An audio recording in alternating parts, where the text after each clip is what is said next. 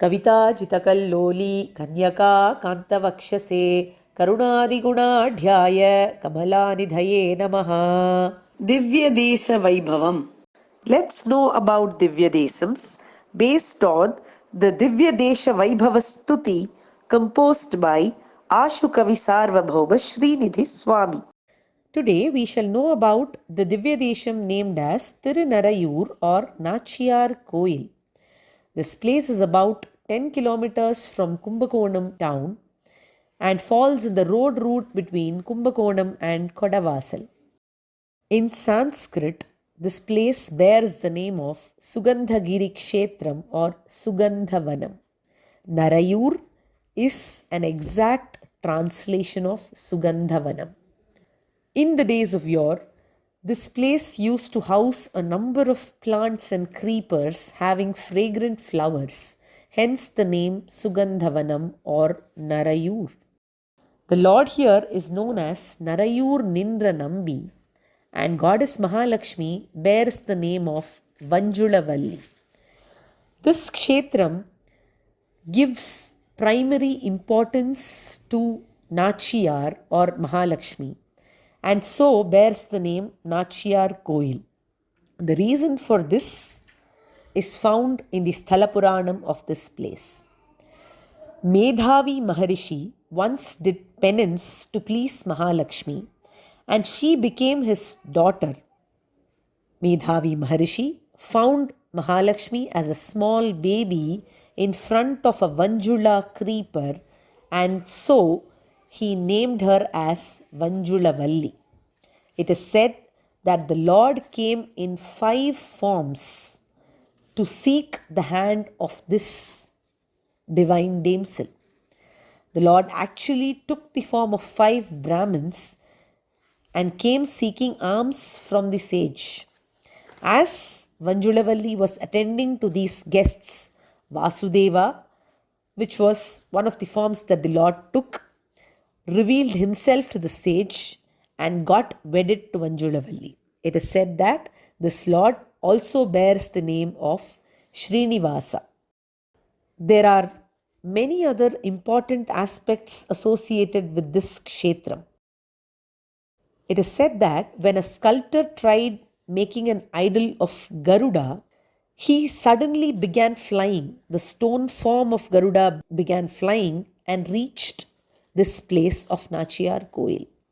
And a Sannidhi or shrine was built for this Garuda, and he is famously known as Kal Garudan. This Kal Garudan, the stone form of Garuda, is known for having magical powers to cure all kinds of diseases. It is said that when this Kal Garuda Vahana is taken out for processions, it becomes heavy in stages. Initially, 4 persons are required to carry this Kal Garudan inside the Sannidhi.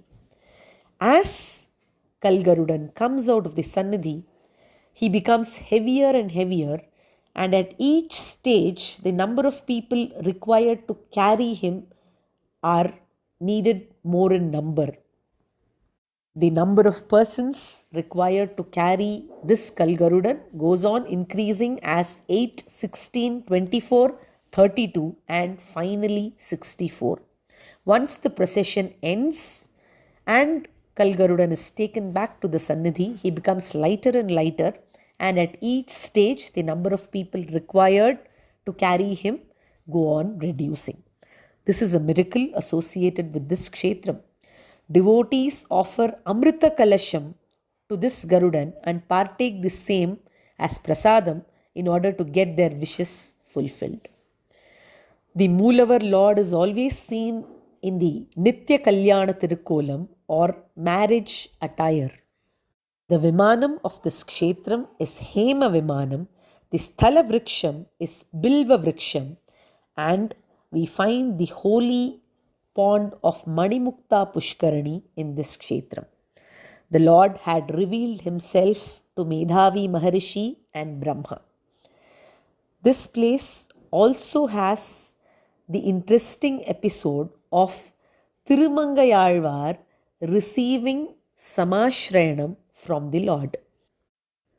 As a token of gratitude, Tirumangayalvar has composed 110 pasurams on this kshetram. Now, let us listen to a shloka composed by Ashukavi Sarvabhauma Srinidhi Swami on Tirunarayur. Sugandhagirimastake subhagahe gehottame suvanjulalata yuto jayati vasudevo vibhuhu दृशो विषयतांगतः कमलयोनि मेधाविनोः वचो विषयतांगतः कलिहरस्य योगीशितुः. सुगन्धगिरिमस्तके शुभगहे मगे होतबे सुवञ्जुललतायुतो जयति वासुदेवो विभुः दृशो विषयतांगतः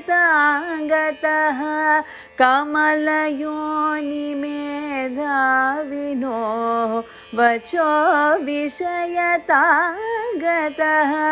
कलिहरस्य योगिशितुः.